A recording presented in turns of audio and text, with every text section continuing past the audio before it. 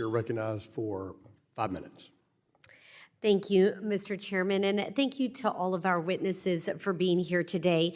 As a South Texas member of Congress, I come from a district where we are hardworking, blue-collar, entrepreneurial, and really business-driven. Most people I know walking into my local grocery store and familiar faces. I can tell you that the money that they earn and that they invest, they want to know that that money is growing for their future, for their family's future, and not to promote a political agenda. So I'm grateful for you all to be here today to discuss this important issue, because there are some activists that are using this system to advance their agendas rather than maximize shareholder value for our constituents. That being said, Ms. Keel, I think for some people back home, it's hard to understand what the Rule 14A8 really is, and just the basics of it, how it impacts. So if you were talking to my person in rural Texas, could you give us some basic information about this rule and how it greatly impacts their life in George West, Texas? Sure. So the rule basically came into effect in the 1940s. And the purpose of it was to bring matters of concern to their fellow stockholders. So it's meant to have stockholders have access, to management. But over the years, what we've seen is that it's not really bringing matters of concern to their fellow stockholders.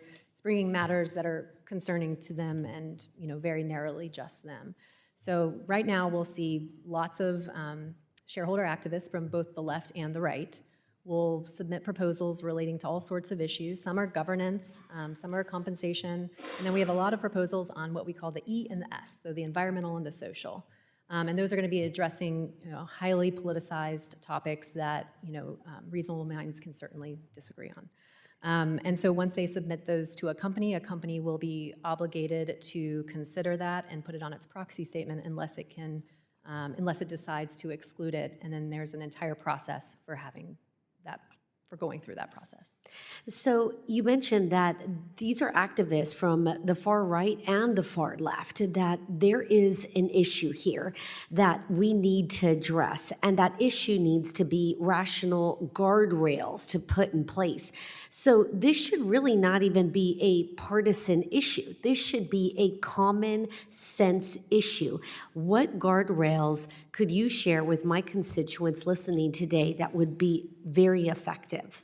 Sure. The simplest one is really a threshold of ownership, right? To ensure that there's some sort of alignment, that somebody is not just buying $2,000 worth of stock, which is not to say that that's not a lot of money, but to be able to influence the policy of a Fortune 500 company for that amount there's a big gulf there. So I think that's what would be the most important thing, is that they, as shareholders in the pension funds, the 401ks that they've worked so hard with, they want people to be bringing proposals of value to the stockholders, that they can consider interesting ideas, not ideological agendas that are narrowly, sometimes tenuously would be maybe a generous word, connected to a company. So what I hear is ownership is vital to having a voice and putting your opinion into the agenda and into the future proposals. Is that correct? Yes. Now, thank you. I thought that your written testimony, especially your explanation on the company intake and response process to shareholder proposals, was helpful in showing just how costly and time-consuming they can be. Can you please briefly walk us through this response process? Sure. When someone gets a proposal, first they're going to say if they've ever actually already addressed it. In many instances, they will have already considered it. But if not, they're going to really have to think, a company will have to think about how it could impact the company. A lot of potential harms here: legal privilege, disclosing confidential information, disclosing strategies, disclosing sensitive information for employees. Sometimes it won't even be legal, right? So they have to analyze that. And then they have to analyze whether it would harm the business or whether there would be a cost benefit, having to understand what that connection is and whether it merits the investment. Thank you. I yield back.